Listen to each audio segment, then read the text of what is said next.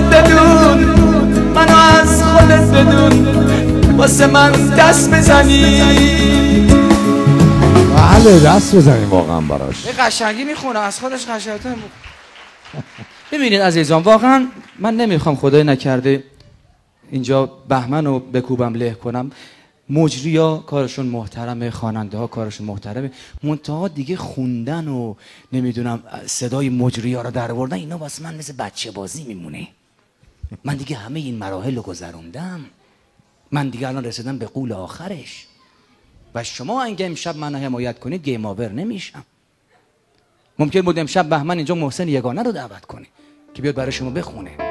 محسن یگانه از نظر من بچه از کاری نداره، هر صدایی که شما بگی انجام میشه، منتها مهم اینه که شما چقدر دلتون شاد میشه. و حالا ممکن بود میگم محسن اینجا باشه، محسن اینجا باشه فرق نمیکنه. آخر راه اومدن با روزگار، گره کوریه که بخت منه،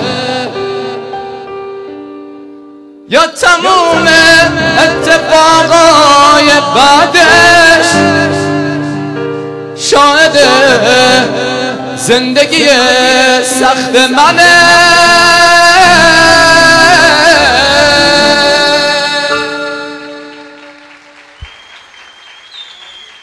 هیچ کدوم کار محسن یگانه نباشه، چاوشی باشه، اتفاقا اونم محسنه. چمدونم و دارم میبندم با یه حس گمنه از دل خوشیام. برای من دست بزنید لطفا. بله خب وقت نیست واقعا. آقا بهمن من عذرخواهی میکنم، سر به سرت هم گذاشتم، دوستت دارم. چقدر ندیدی؟ میدونی که چقدر هنرمندی، چقدر گلی که من اگر تمام گلهای دنیا رو هم به پات بریزم بازم پات بو میده. من دوستت دارم. آخه این دم پای من میخوابه. آره شبا که خوابش میاد. بهمن هاشمی مدت با من هم سفر بود، شبا دیدم سرشو میکنه تو قفس میخوابه. گفتم مرد حسابی این چه کاری؟ گفت میخوام خواب از سرم نپره. Let's go.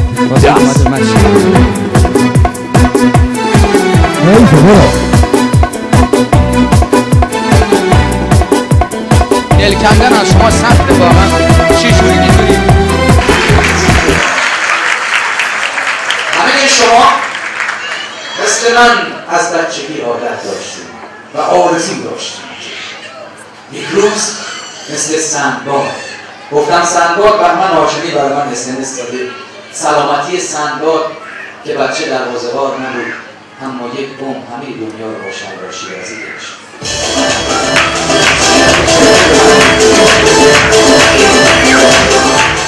اسمس داده برام که سلامتی پنگوان که یه وجب قدر بازش بیشتر نیست هم آلیاتی را میگه چه رو میگیم رو شما نظر نکن.